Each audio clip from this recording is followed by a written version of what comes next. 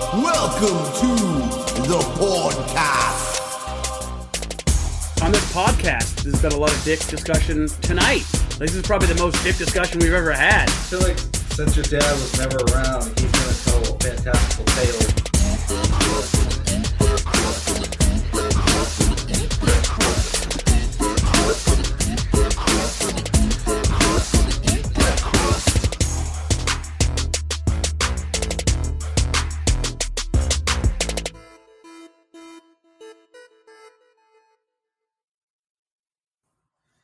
What up, everybody? Welcome to the You Gonna Eat That Crust podcast. I'm your host on the ones and twos, Ryle Wilson, and with me today, my co-host, my co-anchor, my homie for life, Seamus Rogers. Seamus, what's crack-a-lackin'? Hello, all our peeps. Going to bring it down with another episode tonight. Hopefully you stay entertained. Thanks for listening. Greg, what's up? Oh, you know, just chilling like a villain. I didn't get the sweet intro that Seamus got. I guess I'm not a homie for life. That's because I ruined it for you. That's okay. Doing well. Played a couple shows last weekend. I was using the bathroom at the end of the show, and a lady walked in and saw my dick. Nice. Did you invite her in? Well, she looked at the mirror, and the mirror was reflecting down at my dick. I was kind of turned. I came out, and the ladies were like, there was a couple guys, a couple ladies, they were like, oh, we heard someone's in there with a huge hog. And I was just like, no, I'm a grower, not a shower. And then walked out. It was quite hilarious. And then proceeded to tell everybody on stage the same exact story. With her there? Was she No, still she there? was walking out. And I just gave her like the old, guns. I gave her the finger guns when she was walking out. Like, pew, pew, dream of my dick, dream of a dick. I'll be back next week. It's a little nightmare. She started whispering to the other girls in the club, and all of a sudden, all the females walked out in unison. It's true. It's true. There goes that one, Greg. It's fine. At least you're charming, I'm sure, to somebody. I'm follically challenged. You're a good front man. Just keep your pants on. Yeah. Well, in all fairness, I was at the Governor's Inn ballroom, and I locked the door. I put the latch on. They just don't have a latch that works. And this is an expensive place. This is the Governor's Inn ballroom, for Christ's sakes. Like, get a working latch, all right? Do you know how to use a latch? Yes. You take your finger and you go, clip, right over there. But did you see the piece of metal blocking it that would stop it? I was wicked sweaty. I didn't want anybody walking in, Like, I had to take a piss. I mean, it's better than being caught taking a poop. I would have rather Especially that, because I would have been like, I'm pooping, and she would have seen my dick probably tucked between my legs, That's what I like to do with is that it. like Pooping. put it in a more favorable light? Yeah. Oh. Tucked between your legs sitting on the shitter. I'd look like Connor for real. Quite a picture. But you ain't got no dick, though. but you don't. Yeah, no, it was pretty funny. I made light of the subject, I just rolled with it. And after that, I walked, I was like, that's pretty cool. Way to have a sense of humor about it. Instead of being like, what the fuck? Looking at my dick? But enough to talk about my dick. Like I said, you got to make light of it. Oh, shit. That's a good, Speaking of dicks, let's talk about cryptids. It's not a good segue, Greg. I thought it was. I thought in my head. Big Daddy Dick Cryptid. That is a cryptid. I don't want to see that one on Dark Knight. Fucking, what is it? The end of the world there with the fucking Seth Rogen and all those guys. This is the end. When that fucking, at the end, that demon's got that giant fucking dick. Just like fucking swinging. Swinging dicks. It's not that funny. It's like those guys, we have to thank for all the dicks in movies now.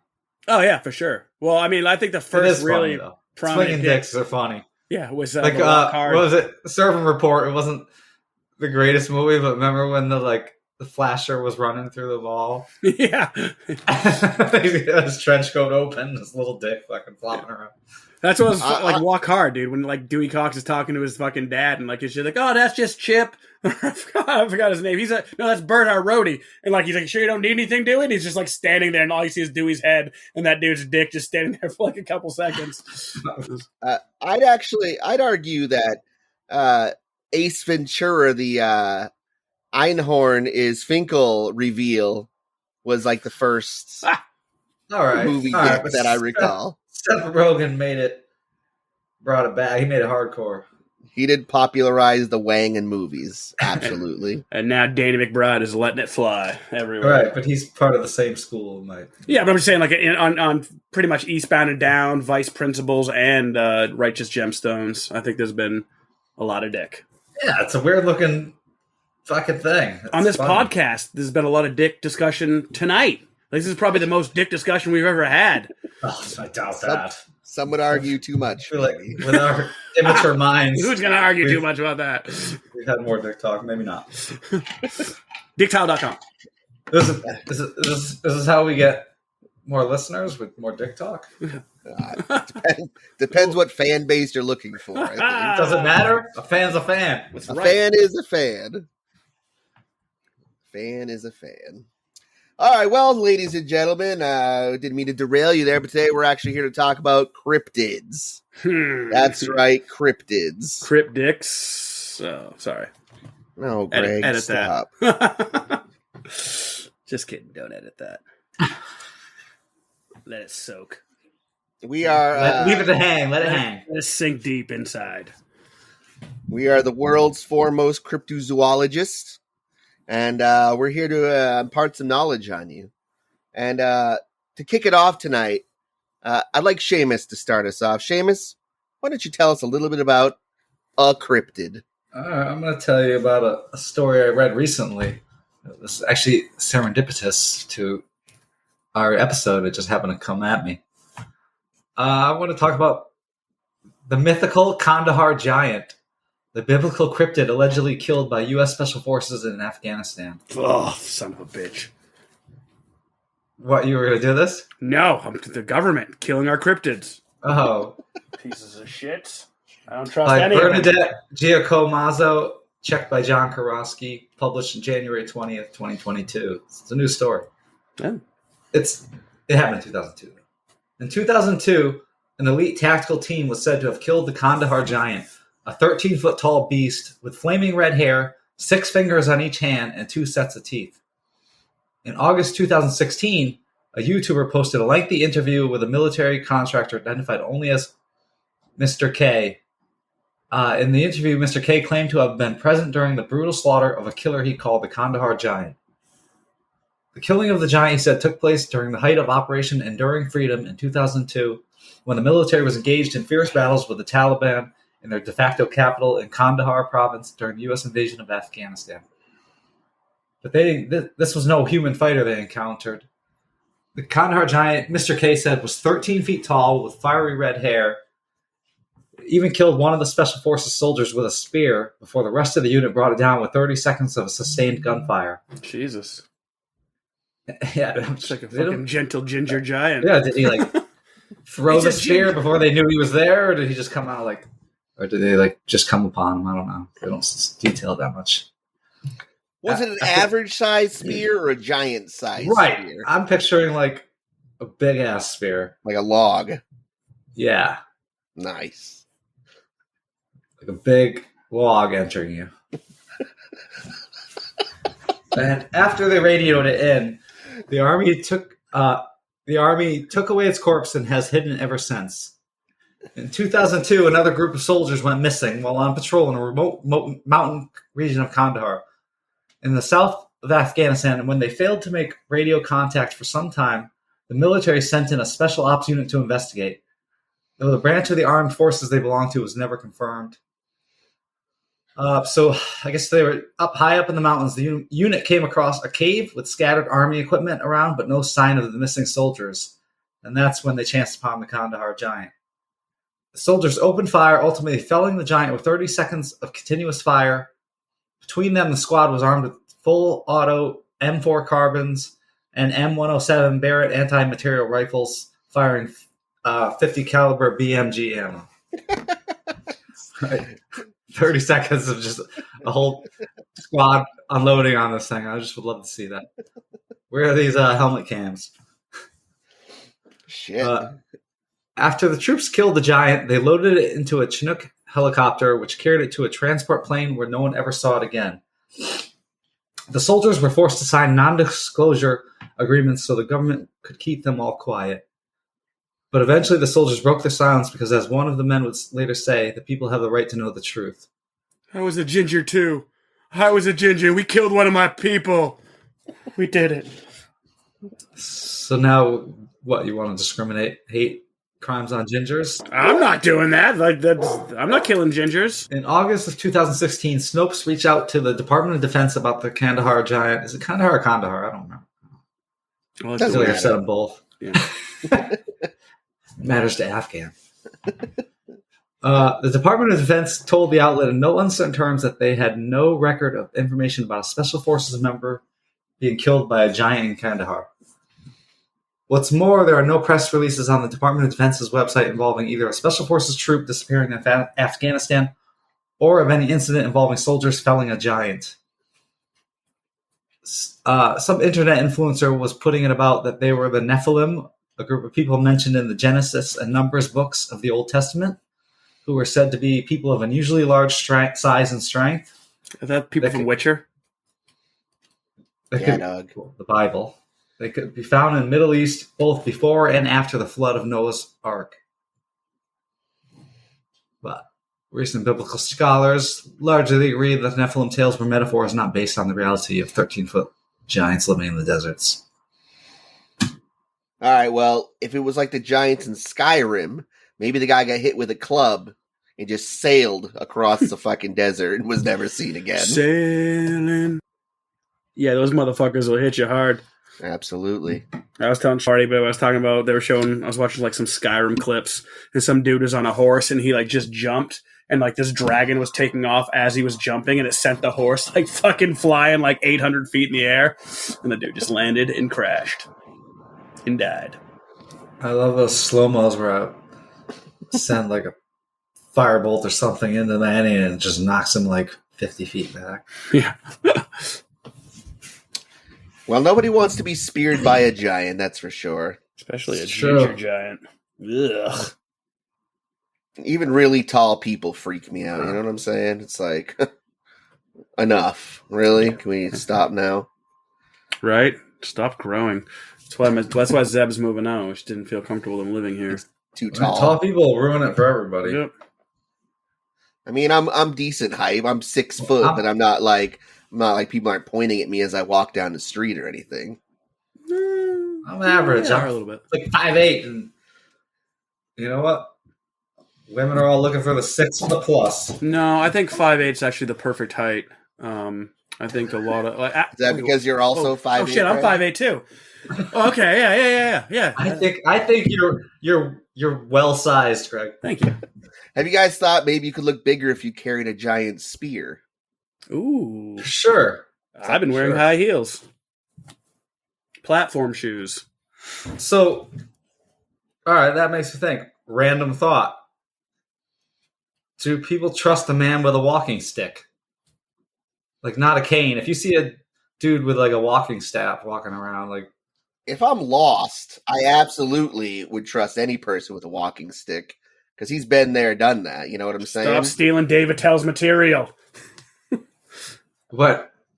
Was that David Tell's material? Kind of. It's a little one arm. You always ask a one-legged man how to get there because he knows the easiest route. Oh, I don't really see. I thought you meant me. I was like, I don't remember that. Let's see how that is the same. But It was very close. It was very similar. It was in the same joke world. All right, what if you're downtown Manhattan and there's a dude with a walking stick staff? No, you don't trust him. It could be a sword. It could be a gun. It could be anything. The only way it's acceptable is if he's sitting in like a cardboard box, rowing with it, pretending it's a boat. Yeah, then for sure you know he's got his shit together. Absolutely. He's tripping on acid. You guys mind if I talk about something now? Oh, I'd love to hear it. All right, great. From the 1890s to the 1930s, reports arose in the areas around Bangor of a large moose upwards of 2,500 pounds and 15 feet tall, with a 10-foot antler spread and dusky white in color. Hunters have gone in search of the so-called giant specter moose because of its coloring, with reports of sightings of one or more beasts around Lobster Lake, but no one has Where's brought that? them home. It's in Bangor. That's what I was going to ask. This was Maine. I think you said it, but I was. Hunters have gone in search of the so-called giant specter moose because of the coloring, with reports of sightings of one or more of the beasts around Lobster Lake, but no one has brought home the white trophy moose. How do you spell the chocolate mousse? The white chocolate M-O-U-S-E. That's what I thought. Yeah. This is just this isn't like a white dessert. This is a giant white moose. I believe this shit. I'm gonna say I believe this thing exists. I've seen a moose run in front of a car when I was younger, and it was like fucking 10 to 12 feet tall. This thing was fucking giant. You were like 3 feet tall. Yeah, but I was in a car, and this thing's legs were high. You're thinking of the memory of a child. No, I had a pretty sharp mind as a child. You're just like any other cryptid story. Nobody's going to believe you. It's true. Well, I think the shocking thing is not the size, but that it's stark white. It's an albino. Yeah. It's not that shocking. Don't be racist, it's dude. a big albino. Big ass moose dick. All right. Oh, damn. So it's a 15-foot tall white moose. People have seen it, okay? They've seen it near Mount Katahdin. And sightings continue periodically, even today, along the coast of Maine. And in an interview, journalist Rick Oliveira and his wife reported seeing a giant moose in southeastern Massachusetts in 1999. That's all I got. Fucking giant moose. He's white. All right? He white.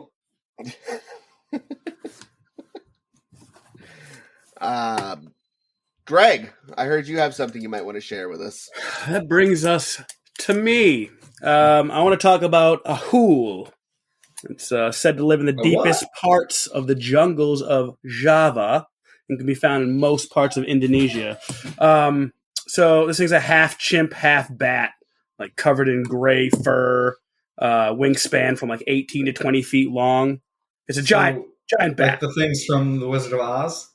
I mean, it's bigger than that. I mean, 18 to 28 feet long wingspan. That's pretty fucking big. It's like a pterodactyl. That's humongous. Yeah. It's said to be 3 to 4 times bigger than like the Jersey Devil. Yeah. Bigger. Right. They said it's like 3 to 4 times bigger than the largest known bat known to Mizan. In 1925, while fishing by the Java River, Dr. Ernest Bartle said he saw a bat-like creature fly over his head. Didn't think too much of it, even though he saw possibly a pterodactyl-sized creature flying over his head. But in 1927, he was awoken from his slumber by a rattling on his roof. He heard a loud scream-like shriek and ran to his window to see a giant bat-like creature flying away. He then kind of connected the two occurrences. He later recalled when it screamed, it sounded like, "Ow!" And that's why it's called. Yes, very closer to that. I was just kind of doing it more angelic. I was hitting the notes. Oh, oh. So, do you think it could be a thunderbird? It could be a thunderbird. I was reading about thunderbirds. It's like fucking cool. Cooler if it's a thunder cat. They're about the size, right? They were huge. Actually, they're bigger. Thunderbirds were like 400 feet. I'm thinking about, like, when I think of thunderbird, I think of the bird that held Elizabeth in BioShock 3. Yeah, right. Exactly. Yeah, great reference, Greg. Great reference. Now it was crossed. It was a bat. It was a bat crossed with what now? A chimp. So it's just basically like a fucking flying Planet of the Apes coming at you. You know, Caesar. Have you guys ever seen that picture of that giant flying fox hanging up? I believe so. Flying foxes are real? Yeah, they're fucking huge. Or is it a squirrel? Yeah, it's like a bat-type squirrel cryptid. It's real? There's real pictures It's not real. A hool is real, all right? My dad took the picture. Back when he was a Vietnamese broccoli farmer getting supplies to the troops. I feel like since your dad was never around, he's going to tell fantastical tales to keep you enamored. That's my right as a near orphan, okay, Janice? All right. Is there anything else you want to talk about the Hool, Greg? It's Ahul, damn it. Ahul. And no, you guys didn't even notice my name. Oh, it was just trying to say its name. It was like, ahoo. Yeah, exactly. That was the joke. And it wasn't the joke. But. Now, Greg, I just want to... You didn't go onto a cryptid list alphabetically, and this was like the first one that popped up, was it? It was not. I went to a cryptid list, and I looked at the ones that interested me the most. And I thought a giant ape bat was pretty fucking cool. We need more of those in video games. Developers. It's no Greglodon, but, you know. It's funny, I just met a Greg recently. I met him before. We played him. Our pool league plays him. But 2G or 1G? I don't know. I didn't ask how he spelled his name. You can tell. You didn't really beat him then. Yeah. He had a T-shirt on with his own name with a saying on it, and he kept talking about everything he did and how he's captain of the team and how his whole team got T-shirts made with like Greg. I said, so you had your team make a bunch of T-shirts with Gregisms. And, Greg wasn't spelled on his name on his shirt. It was 1G. Otherwise, I would have probably remembered. Yeah, because you'd have been like, "What's wrong? What is that, Greg?" Yeah, and this is why I discounted it because fucking single G Gregs are just blasé. It's true. I'm just a single G Greg living in a double G Greg world. Absolutely, but you know what's not blasé? Seamus' next cryptid. Seamus, speak on it. All right, so you brought local to you guys in Maine. I'm bringing mine back local to myself. I got the melon heads of Connecticut. What? Yeah, I've seen them personally. So they look like small humanoids with oversized heads, and they rarely come out of hiding.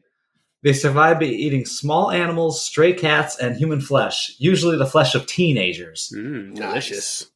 And for angst. And for runaway teens or hikers who disappear, the melonheads serve as a convenient explanation. Stories about deformed country people who keep to themselves go back at least a century to Europe. Melonhead stories surfaced in Connecticut after World War II, a time when people moved away from the cities into the suburbs. But how did the melonheads end up in Connecticut? According to another theory, the melonheads escaped from Fairfield Hills Hospital, a now abandoned mental institution, or Garner Correctional Institute, which specializes in inmates with mental health disorders. Both are in Newtown, Connecticut. A variation on that theme has the melonheads escaping from an unnamed mental institution in the 1960s. The building supposedly burned, some of the inmates escaped and turned to cannibalism, which caused their heads to swell. Jesus. Why am I picturing them with like bad teeth? Did they eat a lot of lemon heads? Well, they're inbred. A lot of sweets. So, yeah, they're going to have bad teeth. Well, if I was inbred, I would want to be in... Just kidding. I'm going to make the cancel joke. You described 25% of the episodes of X-Files just now. Right, well, they've been seen a lot. That's pretty baller. Similar melonhead stories also surface in Ohio and Michigan. An evil Dr. Crow supposedly conducted experiments on orphans in Kirtland, Ohio, which was once part of Connecticut. The children escaped, burned down the orphanage, and retreated into the woods. So I was like, what do you mean it's part of Connecticut? It's Ohio. But it was a section of the Western Reserve, including Kirtland, was given to the state of Connecticut after the Revolutionary War. The state of Connecticut formed the Connecticut Western Reserve Land Company, which sold the land for 50 cents per acre. Not too shabby. Yeah. That's $200 in today's money. Or how about an investment? Hold on to it. I don't know. According to legend, back in the 1980s, a group of girls from Notre Dame High School in Fairfield decided to drive around after a Friday night football game. They piled into a blue Granada and ended up on Velvet Street in Trumbull, where they looked for the melonheads. The girls parked. Yeah, they're going looking for them, and you just happen to find them. The girls parked the car, leaving the headlights on, and ventured into the woods. After they'd walked a couple hundred feet, they heard the car door slam. Then the engine started, and the car headed toward them. They could see figures inside, the size of children. They had large heads, rags for clothes, and an orange glow in their eyes. Some say the melonheads still drive around that blue Granada. Like I'm just picturing them coming at the girls in the Granada, talking mad shit out the windows like the brownies talking smack to Willow. I'm going to Connecticut this weekend, actually. You're not coming to New Hampshire. I'm going to Connecticut. We're going melonhead hunting. We're going melonhead hunting. I believe it's just called melonheading. Hey! Melonheading? I wonder if the last podcast guys will bring it up. When I believe we're thinking of something different, Ryan. And I'm open for either. That's not where you microwave the melon. Different story. Sorry. Yeah. What? Moving on. That was fascinating, though, Seamus. I appreciate that a lot. Like, a lot. Now I'd like to tell you about the Gloucester Ghoul. One local cryptid is the Gloucester Ghoul, which was first spotted, and you guessed it. Gloucester? Yeah, Gloucester. What? Say it again. Gloucester. It's Gloucester. Is it? Yeah, It like it's Gloucester. It's Gloucester. Gloucester or something like that. Maybe I'm thinking of a different city. I don't know. Yeah, dude. Gloucester is like one of the most fucking commonly mispronounced names all the time. Glockenster. Well, People call it Glockenster. Glockenster, Massachusetts. Maybe they should learn to spell. This is Gloucester, Rhode Island. I'm going to say Gloucester because that's the correct way to say it. Nah. That's a cryptid. That's a cryptid name. So this cryptid was first I'm going spotted. like Britain and shit, just questioning everything you're saying. Sorry. This cryptid was first spotted in Gloucester, Rhode Island back in 1839. The pirate, Albert Hicks. Terrible pirate name. Oh, that was 2 years before it became Gloucester. Okay, all right. Yes. I know what you're doing. Let's stay factual here. Yeah. And his men were searching in the dead of night for Captain Kidd's treasure, which they believe was buried somewhere in Gloucester. Captain Kidd. Captain Kidd. That's Captain. That's Captain Caveman's son. Captain Caveman. Hey, son. This is a fucking Saturday morning cartoon. It could be one of Kid from down the road's long deceased relatives as well. We'll never know. Ew. So they found a spot and began digging for the gold before they were interrupted by a large beast, which Hicks had described had eyes that looked like balls of fire. When it breathed as it went by, flames came out of its mouth and nostrils, searching the brush in its path. It reportedly was as big as a cow, with scales covering its body, rattling every time it moved. Dark wings sprouted from both its sides like a bat's, and spiral horns twirled from its head. Hicks had sensed its presence before it even saw it, and as quickly as it appeared, it vanished. Convenient. Poof. Yeah. A big-ass creature just vanishes. It just vanished. It's like that's all I have on the Gloucester It's like a Ghoul. Baby dragon, like from Witcher. Or like something you fight in Monster Hunter, maybe. Yeah. Yeah. Game's a bit much. Yeah, I didn't like it. It was cool. It got old. Quick. Yeah, it's an MMO. Fuck that shit. Loosely MMO. One it's downloading right now.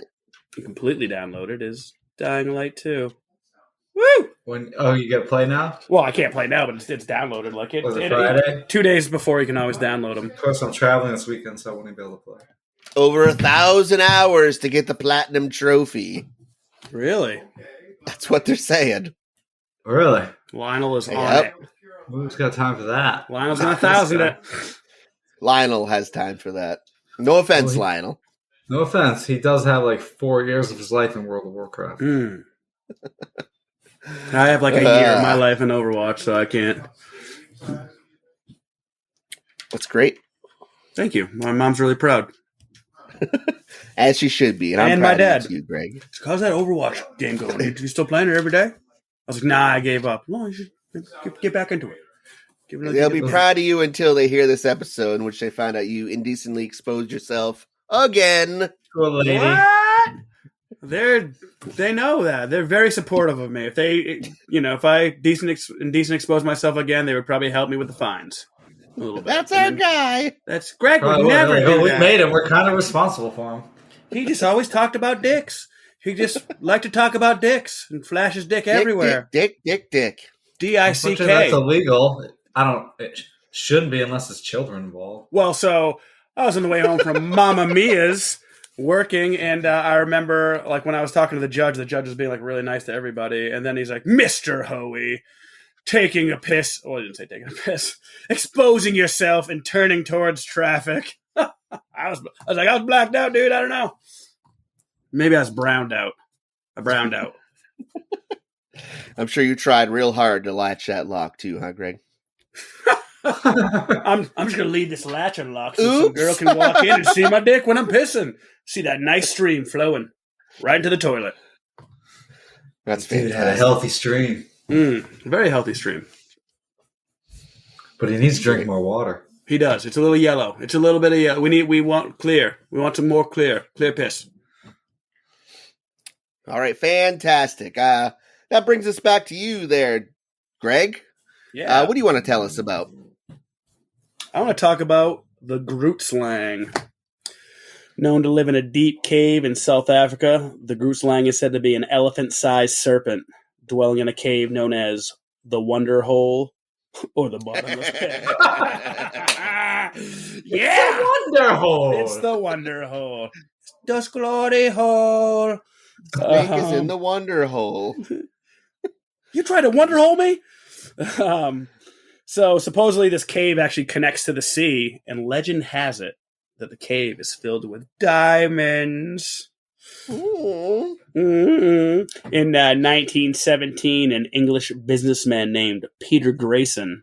Pretty fucking cool name. It sounds like he could be in the Marvel universe. There's a Grayson, right? Is that Dick Grayson? That's Robin, Dick right? Grayson.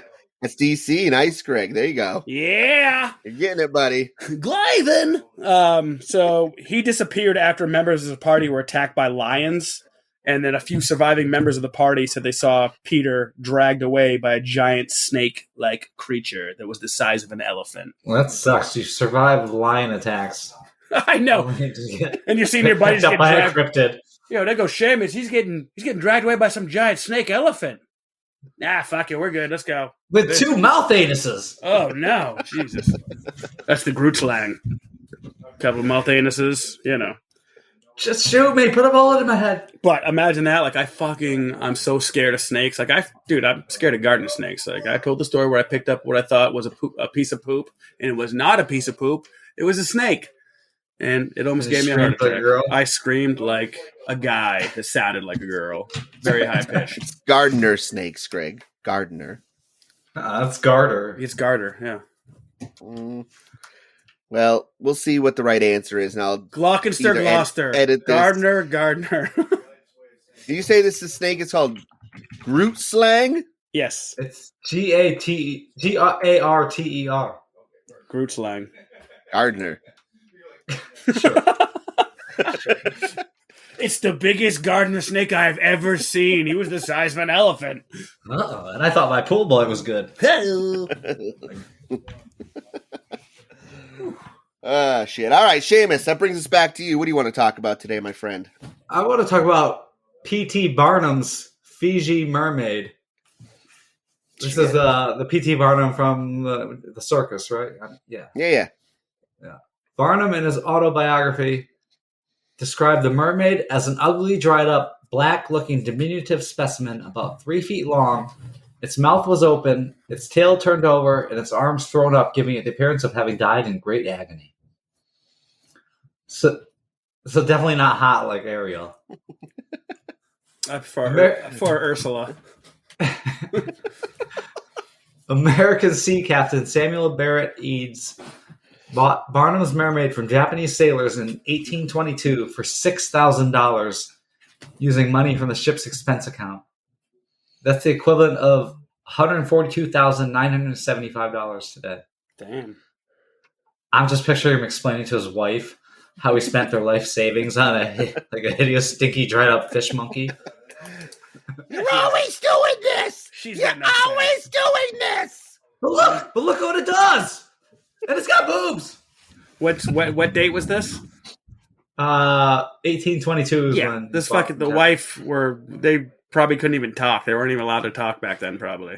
Yeah, but you still. I mean, if you were a decent man, you still explain things to your wife, I would think. And he still probably felt bad. He was like, "Yeah, look what it got us, though." I'm pretty sure P.T. Barnum was pretty well off anyway. I don't think it wasn't P.T. Barnum. Oh, it was one of his. Gotcha. It was Samuel Barrett Eads, sea captain. Arr. Paid for it. He obviously was a successful sea captain to afford that. I don't I would love to hear the pitch on selling that. I would love to have seen that transaction. It's actually a seaman. I've seen these pictures of it. It's it is what it is, I guess. Yeah, well, I don't know. They were a lot more gullible back then. Well, they're pretty gullible nowadays too. But anyways, the Fiji mermaid was an object composed of the torso and head of a juvenile monkey sewn to the back half of a fish. It was a common feature of sideshows where it presented as the mummified body of a creature that was supposedly half mammal and half fish, a version of a mermaid. It had fish scales with animal hair superimposed on its body with pendulous breasts on its chest. The mouth was wide open with its teeth bared. The right hand was against the right cheek and the left tucked under the lower left jaw. It was displayed in London in 1822 and was advertised in a publication by J. Limbert in the Mirror. Captain Eads' son took possession of the mermaid and sold it to Moses Kimball of the Boston Museum in 1842. And he brought it to the New York City that summer to show it to P.T. Barnum. Barnum had a naturalist examine it who would not testify to its authenticity. Pretty much knew it was fake. Nevertheless, Barnum believed that the relic would draw the public to the museum. Kimball remained the creature's sole owner, but while Barnum leased it for $12.50 a week. Barnum generated publicity for the object by having an agent send anonymous letters to New York newspapers from Montgomery, Alabama, and Charleston, South Carolina, contending that Dr. J. Griffin had an object which he had caught in South America. Griffin was actually being impersonated by Levy Lyman, one of Barnum's associates, to keep the plan working. Griffin checked into the Philadelphia hotel, then showed the mermaid to the landlord as the thanks for his hospitality. The landlord was so intrigued that he begged Griffin to show it to some of his friends, many of whom were editors. Griffin traveled to New York and displayed it to a small audience, and then displayed it as the Fiji mermaid in the concert hall for a week. It was actually only displayed for 5 days because Barnum had convinced Griffin to bring it to the American Museum of Natural History. Barnum printed 10,000 pamphlets which described general information about mermaids and stories about his specimen in particular. So, I mean, you give it whatever. Everyone has their own opinions on cryptids. You give it or take. Do you believe it or not? Believable tales. This one's clearly false. I just thought it was a funny story in history. Oh no, totally. That one's true actually. And then in 1984, the mermaid changed her name to Daryl Hannah, and with Tom Hanks, they made the movie Splash. Oh, I've never seen that. They use a CGI de-aging technology as well. They must have. Because... No. Mermaids don't age, dude. It's Daryl Hannah. She just changed her name to Daryl Hannah, and then but I've seen the picture of the mermaid that Seamus is speaking of, and that's not Daryl Hannah, Greg. That's because it didn't stay in the sea. You have to mermaids are pickled. Pickles will last forever. They got to stay in that salt water. Plus, you can do so much with makeup nowadays. True. Well, shit. I saw the movie Nightmare Alley the other day. Speaking of circuses, I haven't. I said it as I added it to check to see on my list. It was decent. I did guess the ending 30 minutes before it ended, though, because I'm that badass. But it was decent. I mean, I heard about that too. Good cast. Yeah, good cast. That's Guillermo, right? Guillermo del Toro. Yes, Guillermo del Toro. Not you, Guillermo. Always Ron Perlman. He's got to have Ron Perlman in every single one of his movies, I think. Fucking the Beast. Good cast. Yeah, Ron Perlman rules. I know. That's why I brought him up, Greg. Yeah, fantastic. And Don't Look Up. Make a movie of his own. I feel like he should have been Into the Wild. I feel like he should have been Hellboy in the remake. He was, I just read an article the other day saying that he's still in talks with Guillermo del Toro about making the third Hellboy movie. I read that article too, brother. A fan's do you want to play Hellboy for a third time? And his response was, "Fuck no, I'm 71 years old, but I owe it to the fans." That's the quote I saw. I didn't read the article. I just saw that quote. That's a great quote. Damn, I didn't know he's that old. Yeah, man. He looks good for his age. You're fucking hideous. You're ugly. Jesus Christ, do something with that money. He's never looked good in his life. No. Unfortunately. It's fine. Except in Sons of Anarchy. Riding through this world. I mean, imagine that face grows on your wife, right? It must. Or husband, whatever. He's essentially a who doesn't fly. First movie I ever saw him in was called Quest for Fire. You guys ever seen that shit? I don't recall. There was no talking in the movie whatsoever. It was about cavemen or prehistoric man. It's perfect cast for a caveman. Oh, dude, what a great cast. No talking. Like, the parts I remember the most was they would just walk up to cave women and just like lift up their little fur skirt and just start going to town on them. And Nice. Is this a legit movie or is this? Yeah, this is a real movie. And they discover fire, right? And the whole movie, they're like they're dying left and right trying to carry this fire back to their village. And like finally, in like the last 5 minutes of the movie, they see like their village across a little pond, and they start running with their little fucking lantern of fire. And as they're running, they trip and fall into the water, and the fire goes out. Oh, you ruined it. Sorry, you guys will never watch it anyway. I'm never gonna watch a movie where there's no talking. It's 25 years old or some shit. I think Enemy at the Gates is the first movie I saw him in, and then Alien, was it Requiem? Not Requiem. It was like the fourth Alien movie there. You've seen him way back before Requiem. Maybe it was. I don't remember. Yeah, maybe it was Beauty and the Beast. Perlman's always been with us. Yeah, Oh, he's in a way he's a cryptid. Yeah, is there anybody that ugly, or is that just the makeup? Is he even real? All right, like is there anyone Benjamin else you Button. guys, any other cryptid you guys would like to talk about? I got one more I want to talk about. One more? All right. Shoot. The fur-bearing trout. Fur-bearing trout are fictional creatures that are purportedly found in the Arkansas River, northern North America and Iceland. This is another one that has been debunked, but I just thought it was funny, so I had to tell it. The basic claim is that the waters of lakes and rivers in the area are so cold that they evolved a thick coat of fur to maintain their body heat. An account of a furry trout appeared in 1929 in Montana Wildlife Magazine. It was first noted by J.H. Hicken. Hicken's account states that when the fish is caught, the change of temperature from this water to atmosphere is so great that the fish explodes upon being taken from the water, and fur and skin come off in one perfect piece. Like, I don't know, fish don't have skin, but this is 1929. Making it available for commercial purposes and leaving the body of the fish for refrigerator purposes or eating as desired. Another fur-bearing trout story originated with Wilbur Fauché, Secretary of Chamber of Commerce. Fauché promoted the story so convincingly that it was picked up by the Salida Record newspaper. According to Fauché, the trout grew fur due to the cold temperatures of the Arkansas River and shed the fur as the water temperatures warmed in the summer.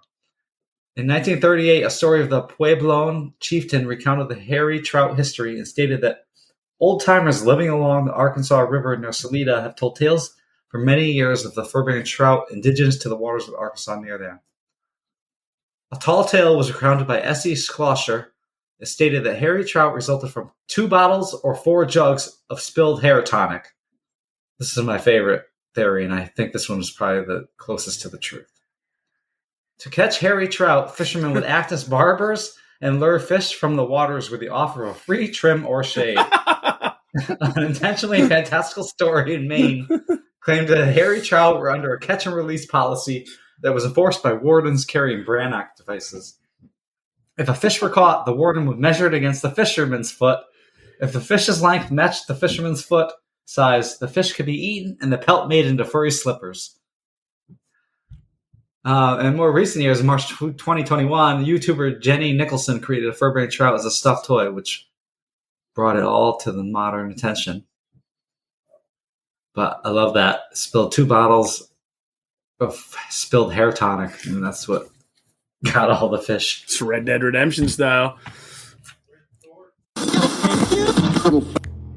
You start the car, you go in the house, you jerk it, and if it's not warmed up when you're done, you got your zippy. You gotta warm up your car. You might as well get yourself warmed up too. You don't eat meat in a bag. I don't eat meat in a bag. I won't eat meat in a box. Oh. I can think of worse ways to spend an hour. I'm like, I'll drink the milk a couple days past the date limit on there. But for whatever reason, I'm like, Insomniac Snack can be found everywhere you get your pods, like Apple Podcasts, Spotify, Good Pods, iHeartRadio, and many more. Wake the fuck up. That's some New York shit right there. That's some real New York shit. Leftover Chinese food. That's just like straight out of a Wu-Tang album. I don't even know. Just go to fucking Would You Rather, Greg. Would you rather? Would you rather mix 2 podcasts or 3 podcasts? That is the question. All right, welcome to another edition of You Can Eat That Crust. Would you rather? All right, this is cryptid related. Would you rather be out at sea on a pretty large boat being stalked by a Greglodon, or stuck on an island with a knife being stalked by a Yeti? And that's a megalodon. Greglodons don't exist. Now, Yet. Greg, I just want to clear something up. This island, are we talking a tropical island? Yes. Now, the Yeti only goes to snow-covered areas, Greg. So why would a Yeti be on a tropical island? Would it be a Sam Squanch? No, I said snow-covered island. You misheard me. Snow-covered island. I definitely don't want to be a snow-covered island. I'm staying on the warm boat. Okay. Stalked by a megalodon? Yeah, sure. That thing is bigger than your boat. It would eat it in one. All right, it's better than being cold. Okay. Ryan. What kind of... I have a knife? Do I have warm clothing for this snow-covered tropical island? I mean, you're prepared for it. You have a fire, and the Yeti wants to steal it. Yeah, you're not like, dressed in fucking North Face clothes here, and you don't have your long johns on. But so I'm not prepared. Well, I mean, you have your probably your EMS. So do you want to die slowly of hypothermia, or do you want to just get eaten whole? Well, you can fucking kill this thing with a knife. Is Ron Perlman on the island with me? He's the Yeti, yes. All right. Well, I'm going to say that I'm going to get lucky and kill the Yeti. All right. There's no chance against a megalodon. Let's face that. Yeah. But I think I might stand it. Have you ever heard of Moby Dick? There's a chance to get out of the megalodon's stomach. I know, but then you got to swim and shit or hang on to a fucking piece of boat like fucking Leonardo DiCaprio's girlfriend in Titanic. If you don't, and I'm not prepared for that, but I will gut a Yeti like a tauntaun and sleep inside. I was gonna say you can sleep inside of it. It's true. It's a good survival tactic learned from watching Star Wars. Yep. Thanks a lot, Star Wars. I learned from watching Star Wars. Thanks, Han Solo. Saved Luke's life. You'll be all right, kid. All right, now this is a fun one. Would you rather have a skinwalker or a vampire for a neighbor? Ryan? Well, I'm up late at night a lot, and I don't really want to keep the same schedule as a vampire. The word skinwalkers always, sent goose pimples up my spine. It's misleading. Is it like a hot neighbor that walks around in the skins? It could be, but she could fucking sprout some hairs, maybe. Who knows? It's Uncle Frank from Hellraiser 1. She's got a hairy delta. I'm going to say... the same squash. I'd rather just hang out with a vampire. It's fine. Yeah, probably my neighbor's Laszlo. Fuck yeah, we get along just fine. Check out my vulva garden. This is my... Wait, is that werewolf piss? Is that skinwalker piss? Okay, all right, good answers. Good answers. You know, did you know that Laszlo is an acid jazz musician? Of course. He's got an album on Spotify. Okay, glad you guys knew. I didn't listen to it yet, but I do know of its existence. I have all his works. Yes. Oh, Matt Berry. I loved his fantasy football work, too. He did great in that. A little nerd joke for you fantasy football people. Matthew Berry. That was for me. Greg. That was for me. Okay. Would you rather come face to face with a Wendigo or a Chuck Norris, which is also a cryptid? Well, obviously a Wendigo. Yeah. Chuck Norris doesn't take shit from anybody. Yeah, I doubt that me and Chuck Norris have the same political ideologies, so I guess I'll take my chance with the Wendigo. Nice. I do want to see antlers. It was awesome. I loved it. I get my head roundhouse kicked off. I'm not looking forward to that. I saw it in the theater, and I just suggest that I believe it's A Quiet Boy on YouTube. It's just an hour-long story. It's essentially the same thing. But Jared Padalecki's the real Walker Texas Ranger. Okay. Enough. Okay. Last question. Would you rather capture a cryptid, photograph a cryptid, or just say, hey, what's up? Check out our podcast. You can eat that crust. To the Ryan? cryptid? Yeah. Well, I'll whore my podcast out to any and everything in the world. So, Yeah, but- obviously, I'm going to try to get this cryptid interested in my podcast. Because he's got cryptid friends. Any listener ups our listener count. You know what I'm saying? Mm-hmm. See, I'm going to take a different approach. Ooh. I'm going to make my own cryptid and advertise the podcast and use it to bring in listeners. Like P.T. Barnum. Oh, I like that. I like it too. You'll Thinking whore out outside cryptid. the box You know? that your cryptid's in. In my fantasy, it's like weird science, you know? Nice, bro. I'm going to have a hot mermaid cryptid. Not a monkey fish. I'm half of the I'm half of mermaid. mermaids. All right, and I got one last bonus question. Bonus question. Would you rather receive a fan email positively or negatively? Ryan.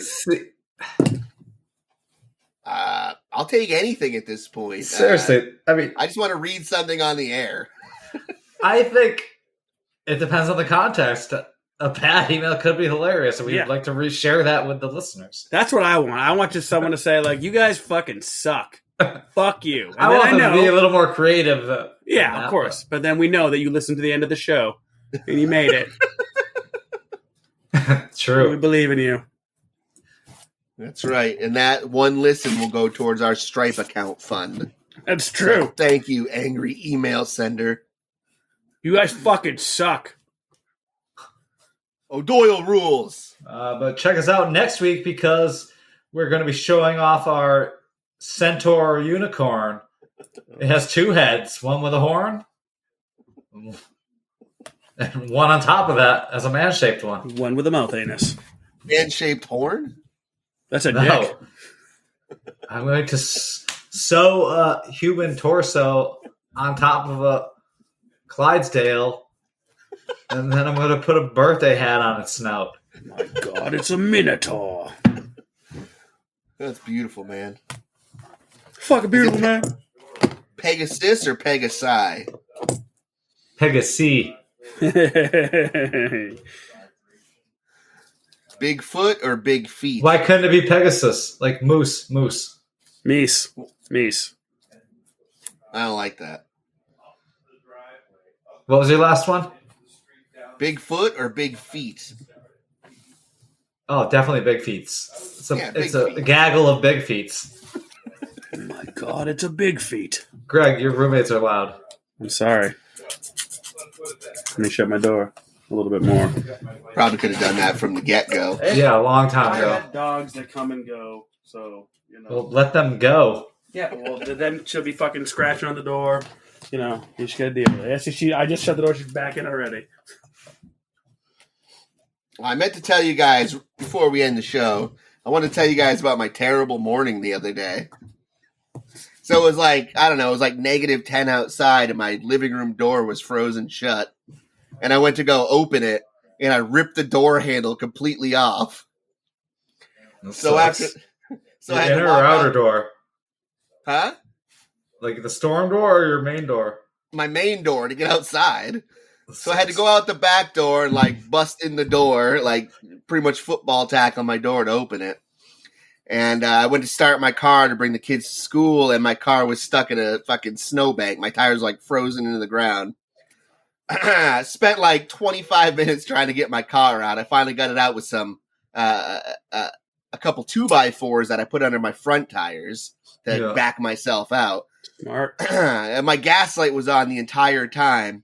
So I like fucking drive to the gas station before I bring the kids to work, shut my car off and go to pump the gas, get my gas pumped and go to turn it back on. My battery's completely dead from trying so hard to back my car out of the driveway. And then this guy pulls up and like, there's Trump stickers all over the gas pump. He's like, I could sit here all day looking at these stickers. And it's like, he's like, oh, you need a pump? You need me to looking at whose stickers? His own stickers or your stickers? Well, there was Trump stickers stuck all over the gas pump. He said he would stay there all day looking at those stickers if he could. Well, like, you need me to jump your car? How about take a photo and you'll be fine. Take a picture, it lasts longer. Right. So he did jump my car eventually, and I got the kids to school. So you just spent like 3 minutes talking shit about this dude, and he helped you out. Not all Trumpers are bad.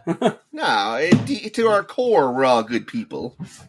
Oh, yeah. No, we're not all good people. There's terrible people out there. Remember that, kids. Run! Run!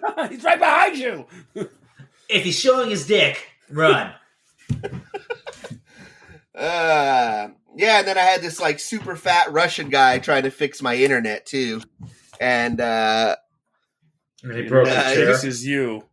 He was with the internet company. It wasn't just a random fat Russian guy at my house. He like tore all the siding off my house to get underneath my house. He was like working on this one cable for like 25 minutes, like trying to get it fucking fixed. And he's like, oh, it turns out this cable is to the direct TV dish. I did not even need to touch this. That's great. That's because there's a ISP like hire people from like McDonald's, like they're not like trained technicians. So that was a fun morning for sure. But anyways, I want to thank everyone for tuning in tonight to our episode about cryptids. We're going to keep on pumping out these shows, whether you want to hear them or not. Some will be good, some will be great, some will be meh. But just keep tuning in every week and see what we throw in your face. Greg? Yeah. Continue to follow us on Spotify, Instagram, Facebook, Twitter. Facebook, I already said that. If you think we're doing a good job, you can support us on Anchor by donating to our Patreon. That would be really cool. We'd really appreciate that. And thanks for all the support. And give us some reviews, maybe some emails. Thanks for listening, everybody. We'll be back shortly to bring you another one. Keep listening. Thank you. That's right. And remember, kids, in crust, we trust. Ah, we nailed it. That was the best one yet. You fucked it still up. Sucked. Fuck you guys. In crust we trust. So much trust, so much trust. Oh, Falkley Challenge shows, they coming! Don't edit that I already ended the episode, Greg. We're not going to let you shave us. March 11th. Check our mediocre page. cover band. Yeah. Hey, we're here to rock you. Come over. Check us out. Oh, God. Come over and check us out. Come over. We got it. Okay. Yeah. The hairspray's the limit. Wow. What limit? Like level 5? Yeah. Do you want to hear hit songs like Baby Got Back, Bop, I wish we didn't, Bob. Kiss Me Baby One More Time? We should do that too. You know what we're adding? I think I'm going to add Scrubs. No, I don't want your number. No, I don't want to give you mine. You sing it terribly, but I'm sure it'll be very... Yeah, I'll nail it. I got it. Yeah, and you're going to steal that from Weezer, who already fucking did a rock. Yeah, I know they did. Yeah, they did. It's a cover. Stop, Greg. Stop. It's a cover. Stop stealing, Greg. It's a cover. We're doing Alien Ant Farm, doing Michael Jackson. Oh, my God. How's this friendship lasted this long? I'll never I'm going to know. say Alien Ant Farm's the shit. Those guys are fucking awesome. They're a really tight band and a very underrated band. Oh, they were like put together in a studio. Like we We need something that sounds like a cross between Limp Bizkit and fucking Incubus. Who can we get? And like you in the leather coat, and you in the leather coat, and you with the frosted tips, and you with the weird line down the front of your head. Yeah, you know, because his hair. God, you know that's how a lot of bands are created. Yeah, no shit, dude. I think even Pearl Jam. I don't think they all knew each other. It's not like they were like. Pearl Jam was not put together by a record exec. They were put together by a record company. No, they weren't. Brought in talent and. I'm going home. They're good, dude. They brought Eddie Vedder out to Seattle. Dude, they are good. They're all amazing at their own instruments, and they have I got good mad songs. at Spotify for recommending their album to me. That is like based on what you listen to, we recommend. I'm like, how? What? Stop, bro. I sent him a message. I emailed. Because you're following Greg. Yeah, bro. The fucking song where they crashed the BET Awards there, like fucking Killer Mike's in the video. That song's fucking awesome. These Days is a great song. Check it out. Love it. Email us. Let us know what you think about that song. Greg Ladon out. This ends our podcast. Greg would never do that. He just always talked about dick. He just liked to talk about dick. And flash his dick everywhere. Dick. Captain K-Man! It's